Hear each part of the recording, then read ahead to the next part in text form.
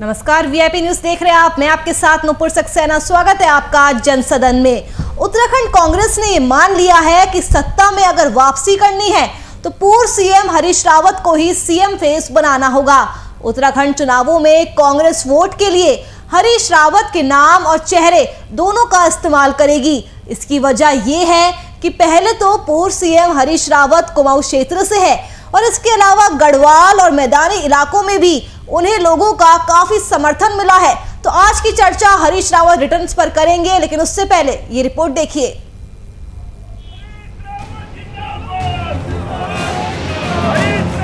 कांग्रेस में काफी उथल पुथल के बाद आखिरकार कांग्रेस ने ये मान लिया है कि उत्तराखंड में अगर उनको अपनी सरकार लानी है तो हरीश रावत को ही चेहरा बनाना होगा।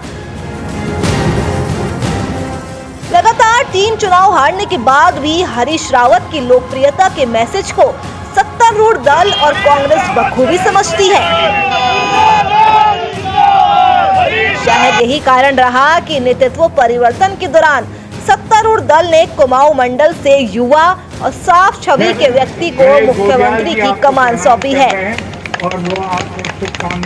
भले ही कांग्रेस इस वक्त उत्तराखंड में 70 सीटों में से मात्र 10 सीटों पर है, लेकिन मोदी मैजिक के बावजूद उत्तराखंड में हरीश रावत की हार के बाद लोकप्रियता सर चढ़कर लोगों के ऊपर बोलती है। और यही वजह है कि आज जब हरीश रावत उत्तराखंड में चुनाव संचालन की कमान मिलने के बाद पहली बार पहुंचे, तब एयरपोर्ट पर उनके साथ आए नवनियुक्त अध्यक्ष गणेश गोदियाल के नारे की जगह हरीश रावत जिंदाबाद के नारों की गूंज सुनाई दी। हरीश रावत जिंदाबाद, हरीश रावत कार्यकर्ता साथियों के भरोसे 2022 का चुनाव जीता जाए। कार्यकर्ता साथियों के भरोसे 2022 का चुनाव जीता जाए। हालांकि उत्तराखंड में सियासी जमीन को मजबूत करने की कोशिश में जुटी कांग्रेस में प्रीतम गुट और हरीश रावत गुट नजर आ रहे हैं। मुख्यमंत्री रहते हुए भी 2 जगह से हारने वाले हरीश रावत ही सीएम फेस होंगे। ये बात कांग्रेस में दबी जुबान से सभी नेता कहते हैं, लेकिन मानते नहीं हैं। अब देखना होगा कि कांग्रेस में गुटबाजी का फायदा कहीं बीजेपी और आम आदमी पार्टी को 2022 के विधानसभा चुनाव में तो नहीं मिल जाएगा, और क्या हरीश रावत कांग्रेस की नैया उत्तराखंड विधानसभा चुनाव में पार करा पाएंगे, ये तो आने वाला वक्त ही बताएगा। वीआईपी न्यूज के लिए ब्यूरो रिपोर्ट। हरीश रावत अध्यक्ष गणेश गोदियाल जी आपको प्रणाम कर रहे हैं।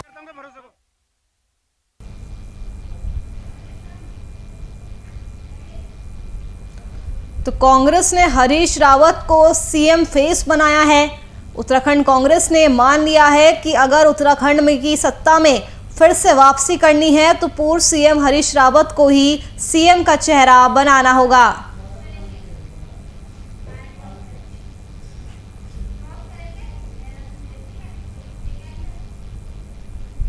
तो कांग्रेस ने हरीश रावत को सीएम का चेहरा बना दिया है। इसी मुद्दे पर आज हम चर्चा करने वाले हैं, और चर्चा करने के लिए आपको सीधा ले चलते हैं हमारे देहरादून स्टूडियो।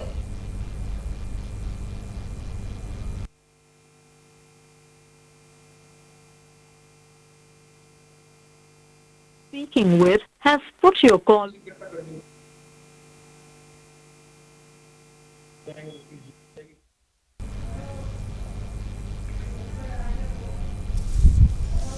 तो उत्तराखंड कांग्रेस ने मान लिया है कि सत्ता में अगर वापस आना है तो पूर्व सीएम हरीश रावत को ही सीएम फेस बनाना होगा।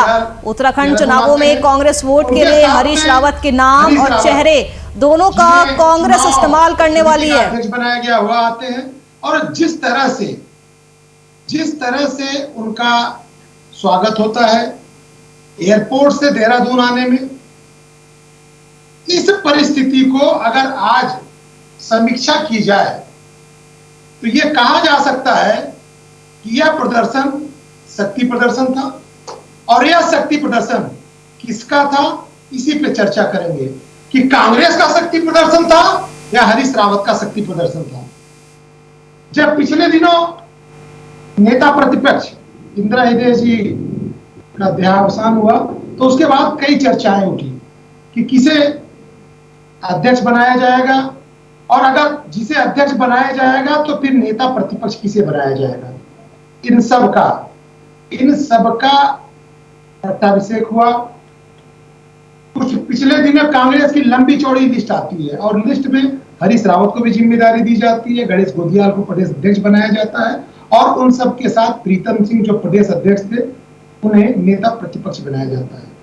और आज जब एयरपोर्ट पे हरीश रावत आते हैं और उन्हें देहरादून तक आने में जिस तरह का शक्ति प्रदर्शन है, वह शक्ति प्रदर्शन बड़ा महत्वपूर्ण होता है क्योंकि सामने चुनाव है।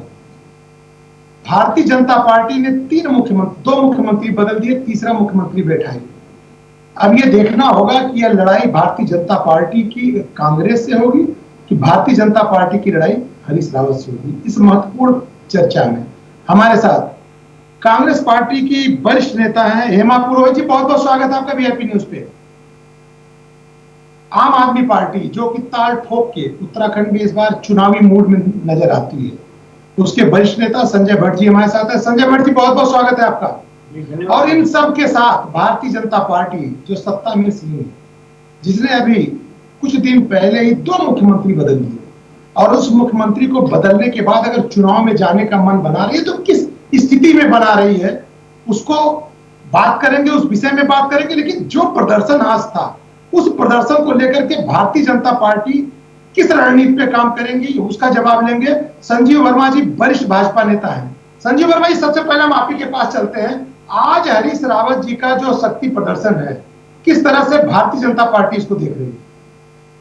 देखिए, सबसे पहले तो मैं आपके नवनिर्वाचित जो प्रदेश अध्यक्ष बने गणेश गोदियाल जी, मैं आपको बधाई देता हूँ।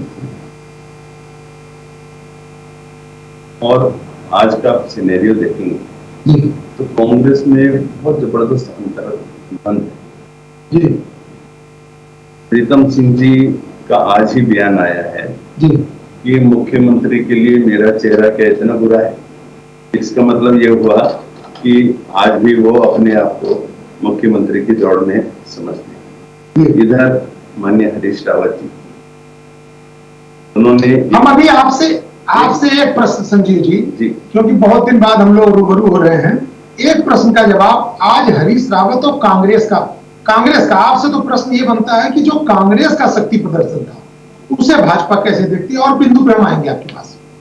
देखिए, ये कांग्रेस का शक्ति प्रदर्शन नहीं था बल्कि व्यक्ति विशेष का शक्ति प्रदर्शन था, जिसमें नेता प्रतिपक्ष का नदारद होना अपने आप में एक प्रश्न चिन्ह छोड़ के जाता है पूरे सिनेरियो में। और आप ये देखिए, गणेश गोदियाल जी की ताजपोशी होनी थी तो ताजपोशी के समय नारे भी गणेश गोदियाल जी के पक्ष में और समर्थन में लगने चाहिए थे, जबकि उनके नारे गायब थे और माननीय हरीश रावत जी के नारे फिर आप कांग्रेस से अभी मैं प्रश्न करूंगा ना। हाँ। ये सारे प्रश्न आज हेमा पुरोहित जी से किए जाएंगे और उसका जवाब भी लिया जाएगा। चलिए हेमा पुरोहित जी के पास ही चलते हैं। हेमा पुरोहित जी, कांग्रेस की आप वरिष्ठ नेता है। पिछले दिनों से जो राजनीति यहाँ उत्तराखंड की जनता देख रही है और आज जो राजनीति का एक रूप देखने को मिला, तो इस रूप को क्या देखा जाए? कांग्रेस का शक्ति प्रदर्शन देखा जाए या हरीश रावत का शक्ति प्रदर्शन देखा जाए? देखिए, हरीश रावत जी का शक्ति प्रदर्शन देखा जाए या कांग्रेस का प्रदर्शन देखा जाए, मुझे समझ में ही नहीं आता कि इसमें दो राय क्यों है। चुनाव समिति का जो कैंपेन का जो अध्यक्ष है वो हरीश रावत जी को बनाया है और हरीश रावत जी यदि शक्ति, ये तो वाकई में शक्ति प्रदर्शन नहीं था। जिस दिन शक्ति प्रदर्शन होगा तो उस दिन तो बहुत बड़ा जो है जुलूस होगा, बहुत बड़ा जो मास सड़कों पे होगा। ये केवल स्वागत कार्यक्रम था। स्वागत कार्यक्रम में ही बीजेपी की ऐसी बौखलाहट है। ये चुनाव समिति के जो अध्यक्ष बने हैं, आप ऐसे ना कहें कि हरीश रावत जी का ये शक्ति प्रदर्शन था। ये केवल उनका स्वागत कार्यक्रम था और जो कांग्रेस के नेताओं ने तो किया ही, लेकिन आम जनमानस भी स्वागत कार्यक्रम में उन्हें बढ़ चढ़कर भाग लिया।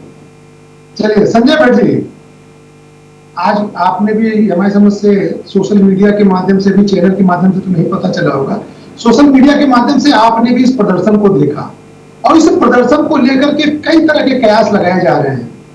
भारतीय जनता पार्टी अगर ताकतवर रूप से सामने है, अपने आप को दोबारा सत्ता में आना चाहती है तो ठीक है, उसकी बात देखी जाती है। लेकिन आप आम आदमी पार्टी आज ये जो भारतीय कांग्रेस पार्टी का प्रदर्शन था, उस प्रदर्शन को कैसे देखती है? क्या उसको लगता है कि जो 4 वर्षों में कांग्रेस और कांग्रेसियों का सूखापन था, उसको भरने के लिए सारे कांग्रेसी एक हुए थे? क्योंकि एकजुटता भी दिखाई दी आज प्रदर्शन में।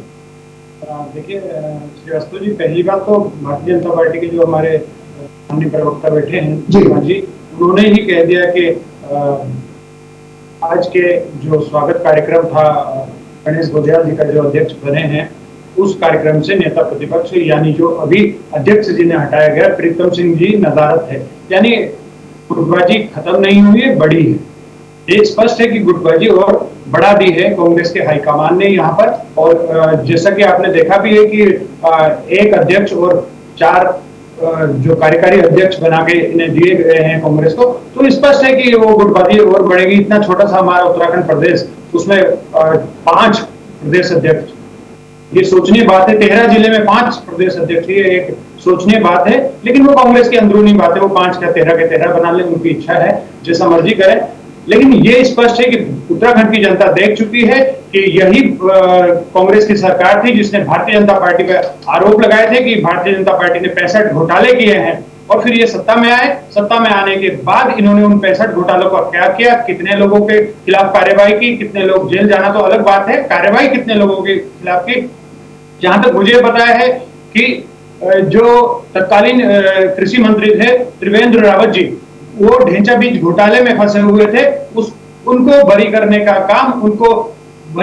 काम सिर्फ और सिर्फ हरीश रावत जी ने किया। चलिए हेमा जी, ये प्रश्न तो बनता है ना कि इस छोटे से राज्य में एक कांग्रेस पार्टी जो 10 वर्षों से सत्ता में रही हो और फिर से 22 में चुनाव में जा रही है, एकाएक नई रणनीति के तहत एक अध्यक्ष और 4 कार्यकारी अध्यक्ष दिया जाता है। इसका यह प्रश्न का जवाब तो बनता है कि इसका जवाब आप कांग्रेसियों को तो देना चाहिए कि कैसे 5 अध्यक्ष आपने बना दिया, उसका क्या कारण हो सकता है?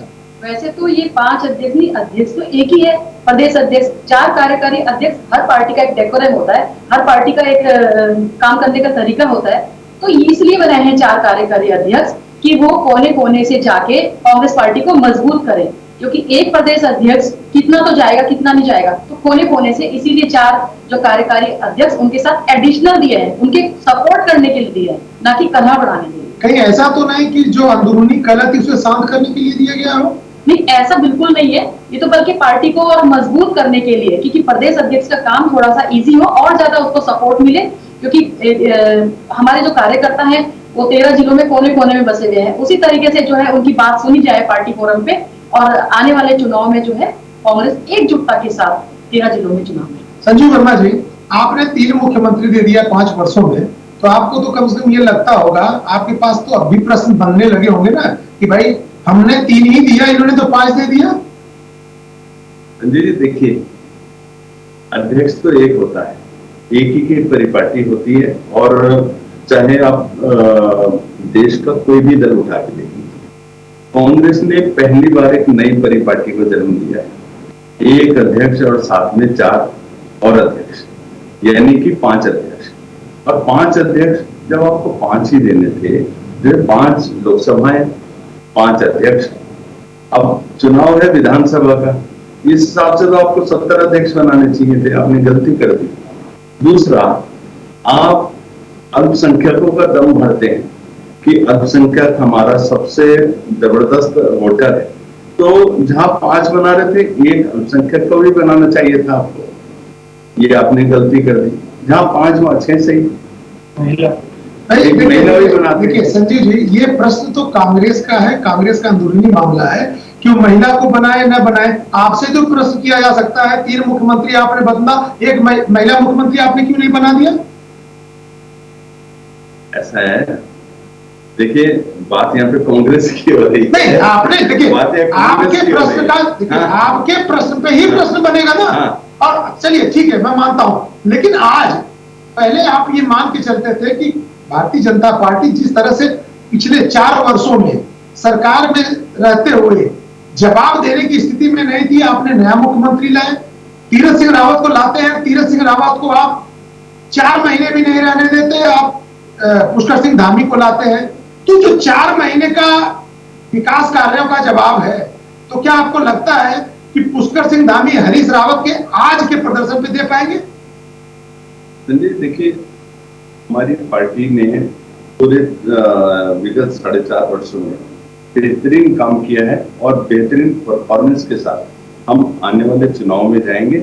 और मैं आपको पूरी तरह से दावा करता हूं, आशा ही नहीं पूर्ण विश्वास के साथ कहता हूं, पिछली परफॉर्मेंस से बेटर परफॉर्मेंस में हम सरकार में पुनर्स्थापित होने जा रहे हैं। 57 से आप 70 पे पहुंच जाएंगे। 60 प्लस। हेमा जी, आपको लगता है ये हो सकती है? हेमा जी, जो 4 साल का कार्यकाल रहा है त्रिवेंद्र सिंह रावत का, तो क्या ये माना जाए कि ये 57 के ऊपर जाने वाले हैं? ये तो आने वाला समय बताएगा। इनकी तरह एक्सेजरेट करना हमें नहीं आता, पर मैं इतना दम भरती हूँ कि हम पूर्ण बहुमत के साथ आ रहे हैं। मैं नहीं कहती कि 60 आएंगी, ये एक्सेजरेट करने का काम ही इनका है। और आप इनके वर्क देखते ही हैं, यदि त्रिवेंद्र सिंह रावत जी बहुत अच्छे होते तो तीरथ सिंह रावत जी को क्यों बनाते? तीरथ सिंह रावत जी को यदि ये सीएम आगे कंटिन्यू नहीं कर पाते तो क्यों बनाया था उनको? फिर पुष्कर धामी जी को ले आए। तो ये चेंज करने का मतलब है कि भाजपा अच्छा काम नहीं कर रही है। इनको लगता है कि हम आने वाले चुनाव में जो है हम जो है बहुत भारी जो है वोट से पीछे पिछड़ने वाले हैं। जिस तरीके से पूर्ण बहुमत से आए थे उसी तरीके से जनता इनको जवाब देगी। ये तो खैर जनता ने बताना है, ये तो जनता ने बताना है। 2022 का जो है चुनाव आ ही रहा है नजदीक, लेकिन जनता आपके काम देख रही है। जिस तरीके से आपके प्रदेश अध्यक्ष बोलते हैं एक मुख्यमंत्री चेंज करें, 10 मुख्यमंत्री चेंज करें, ये क्या मतलब हुआ? अतिरिक्त बोझ डालना जनता पे। क्या जनता नहीं जब देख रही है? जनता आपको 2022 में इसका जवाब देगी। लेकिन हेमा जी, जनता ये भी तो पूछ रही है, मान लीजिए मुख्यमंत्री पुष्कर सिंह धामी है तो भारतीय जनता पार्टी पुष्कर सिंह नेगी के नेतृत्व में चुनाव लड़ेगी, तो अगला चेहरा मुख्यमंत्री के रूप में पुष्कर सिंह धामी का देखा जा सकता है। आम आदमी पार्टी ने खुल के डिक्लेयर कर दिया है और आम आदमी पार्टी उन्हीं के साथ काम भी कर रही है। लेकिन कांग्रेस पार्टी जिस तरह से 10 वर्षों तक सत्ता में रही है और आज चुनाव के द्वार पे अगर खड़ा है उत्तराखंड, तो उस चुनाव के द्वार पे नेतृत्व मुख्यमंत्री का चेहरा कौन होगा? अभी मुख्यमंत्री का चेहरा जो है कांग्रेस पार्टी ने डिसाइड नहीं किया है। और निश्चित रूप से जो सीनियर होगा वो मुख्यमंत्री का चेहरा होगा, जो सीनियर मोस्ट होगा। मतलब सीनियर मोस्ट माना जाए हरीश रावत, उससे सीनियर तो कोई है ही नहीं। आप कह सकते हैं, आप कह सकते हैं। मतलब आज आप वीआईपी न्यूज पे आप ये मानने को तैयार हैं कि कांग्रेस पार्टी का सबसे सीनियर आदमी हरीश रावत है और अगले मुख्यमंत्री चेहरे के रूप में उन्हें माना जा सकता है? मेरे कहने से नहीं होता, मेरे कहने से नहीं होता। पार्टी जिस दिन डिक्लेयर करेगी उस दिन मैं आपके चैनल में आके खुशी बताऊंगी कि ये मुख्यमंत्री का चेहरा है। चलिए संजय भट्ट जी, कांग्रेस भाजपा पूरे दम भर रही है। कल मैं आपके साथ डिबेट पे बैठा था तो मैंने आपसे एक प्रश्न किया था, इस कांग्रेस और भाजपा से आपकी अभी पूरी टीम, पूरे उत्तराखंड में टीम तैयार नहीं है, नेता ज्यादा दिख रहे हैं, विधायक बनने की लालसा ज्यादा दिख रही है, इन दोनों पार्टियों से कैसे लड़ोगे आप? जो आज हरीश रावत का दम भरा, हरीश रावत ने जो कांग्रेस की आज रैली दिखी है, उससे कैसे आम आदमी पार्टी लड़ेगी और आम आदमी पार्टी की रणनीति क्या होगी? देखिए, हमारी सीधी सी रणनीति है और उस रणनीति पे ही हमने हमेशा काम किया है और हमारी खुली रणनीति है, नीति और नियत। हम इसी पर दिल्ली में चुनाव लड़े और इसी पर यहाँ पर चुनाव, नीति और नियत हमारी साफ नीति है, साफ नियत है। और उसी साफ नीति और नियत से हमने, क्योंकि दिल्ली में भी 3 बार बीजेपी के मुख्यमंत्री रहे और 3 बार कांग्रेस के मुख्यमंत्री रहे, वही लगभग सिनेरियो उत्तराखंड में भी है। कांग्रेस बीजेपी सेम बिल्कुल एक जैसा है, वहां पर भी यही सब कुछ हुआ। यहाँ पर तो उससे भी ज्यादा हुआ कि 3000 सरकारी स्कूल बंद हो गए। आज भी हमारी माताएं बहनें जिनको डेवलपमेंट में बात करेंगे जल्दी आप लोगों से, क्योंकि पूरी रिपोर्ट कार्ड लाया जाएगा और आप लोगों से बात किया जाएगा। आपके यहाँ मनीष सिसोदिया जी आते हैं और आपके मतलब कहा जाए राष्ट्रीय अध्यक्ष जिसको कहा जाता है संयोजक अरविंद केजरीवाल जी आते हैं, लेकिन जो दम कांग्रेस और भाजपा अपने कार्यकर्ताओं के माध्यम से दिखाती है, एयरपोर्ट से आना हुआ चाहे बाय रोड आना हुआ, जो उनका हुजूम दिखता है वो आम आदमी पार्टी में भी नहीं दिखता है। कहां से आदमी इतनी ताकत लाएगा कि आम आदमी पार्टी को लड़ने के लिए वोट देने जाएगा? नहीं, अगर श्रीवास्तव जी आपने कवर किया हो तो हमने जो मुख्यमंत्री आवास कूच किया उसमें हजारों हजार की संख्या में लोग उपस्थित थे और उन लोगों ने घेराव किया। किराए के 500 रुपए प्रति। ये तो भारतीय जनता पार्टी का काम है। हमारे यहाँ तो पैसा नहीं 500 दिया जाता, रुपए। हमारे यहाँ पैसा नहीं दिया जाता, दिल दिया जाता है। दिल उस दिल से आते हैं और साफ नीति और साफ नीयत के लोग होते हैं। वो हजार लोग वहाँ उपस्थित थे। आपने मेरे ख्याल से कवर किया होगा वो, और उसमें आपने देखा होगा कि आम आदमी पार्टी के साथ हजारों की संख्या में लोग जुड़ रहे हैं, हजारों की संख्या सर, में। नेतृत्व पे विश्वास का अगर बात आता है तो कांग्रेस, भाजपा, आम आदमी पार्टी में आप देख रहे होंगे कि अभी उत्तराखंड में आपका नेतृत्व इतना मजबूत। उत्तराखंड की मैं बात करता हूं, मैं अरविंद केजरीवाल, मनीष सिसोदिया की बात नहीं कर रहा हूं। जो उत्तराखंड का नेतृत्व है, कांग्रेस और भाजपा के सामने बौना नहीं नजर आता आपको? देखिए, दिल्ली के अगर आप चुनाव उठा के देखेंगे तो आम आदमी पार्टी के पास जो विधायक आज हैं, तीन बार के विधायक, वो विधायक कुछ भी नहीं थे, एक आम आदमी थे। कोई पेंशन लगाने वाला था, कोई ऑटो चलाने वाला था, कोई कुछ था, कोई कुछ था। जिनमें वो सब लोग विधायक बने और तीन बार विधायक बने। भारतीय जनता पार्टी का वो तीन पर लाके छोड़ दिया था। अगर 2015 की बात करें, एक मोटरसाइकिल में विपक्ष आता था। आज भारतीय जनता पार्टी वाले वहां 7-8 हैं, यानी एक बुलेरो कार में चले जाए, इतना विपक्ष करके छोड़ा। यही भारतीय जनता पार्टी और कांग्रेस ने उत्तराखंड को पिछले 20 सालों में लूटा है। संजीव वर्मा जी, संजय भट्ट जी का कहना तो एकदम सही है। देखिए, मैं बात पूरी करना चाहूंगा। संजीव जी बोले बीच में, मैं इनके बीच में नहीं बोला था, ये इनकी परिपाटी है। आप ये देखिए, उत्तराखंड में भी उसी परिपाटी में हम चुनाव लड़ेंगे और नए लोग यहाँ विधायक बनेंगे। उत्तराखंड की जनता चाहेगी यहाँ बदलाव होगा। जो पिछले 20 सालों में एक बार कांग्रेस, एक बार बीजेपी, क्योंकि जनता जो सरकार रहती है उससे दुखी हो जाती है और वापस उसी सरकार को ले आती है जिससे 5 साल पहले दुखी हुई थी। जनता के पास कोई विकल्प नहीं था। संजय भट्ट जी, आपने बड़ा अच्छा कहा कि हम नए विधायक लाएंगे। एक प्रश्न जल्दी से जवाब लेंगे। दिल्ली की भौगोलिक स्थिति अलग है, दिल्ली के जो रहने वाले हैं वो अलग है। दिल्ली का प्रॉपर कोई नहीं, सब बाहर से आए हुए हैं। वहां पे जब आप चुनाव में जाते हैं, वहां की रणनीति अलग होती है। उत्तराखंड में आप चुनाव पे आ रहे हैं, यहाँ उत्तराखंडी लोग हैं। यहाँ पर राज्य को बनाने के लिए लोगों ने क्या क्या खोया, सारी दुनिया जानती है। ऐसे में दिल्ली की रणनीति यहाँ कहां से आप अपना लोगे और दिल्ली की रणनीति यहाँ विधायक कहां से ला दोगे? देखिए, पहली बात तो आपने बिल्कुल सही कही कि दिल्ली का जो भौगोलिक परिस्थिति और उत्तराखंड की बिल्कुल अलग अलग है, बिल्कुल अलग अलग है।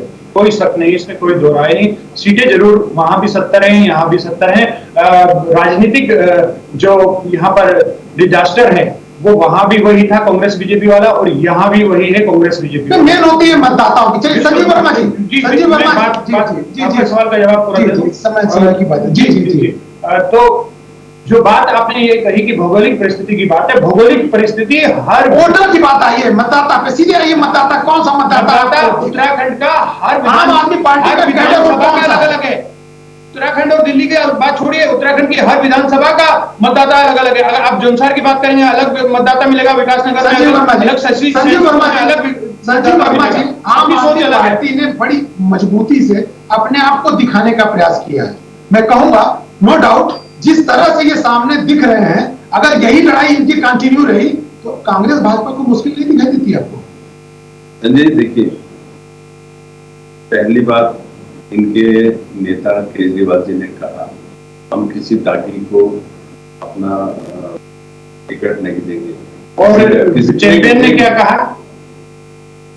संजय जी, आप पीछे बोलोगे, मैं बिल्कुल पहले आप बोले, बिल्कुल भी नहीं बोलने दूंगा। पहले आप बोले संजीव जी, मैं बोल रहा था, आप बीच में आप बोले। मैं बिल्कुल नहीं बोलने पूछना चाह रहा था, मैं तो सिर्फ ये पूछना चाह रहा था कि चैंपियन महेश नेगी और वो सुरेश राठौड़ जी के बारे में भी थोड़ा बोल दीजिएगा। तो उत्तराखंड की संजय भट्ट जी जवाब ले लेते हैं। देखिए संजय भट्ट जी, आपके पास तो खुला मैदान है, आपके पास खुला मैदान है और आपको तो पूरे चुनाव में इनको जवाब देना है।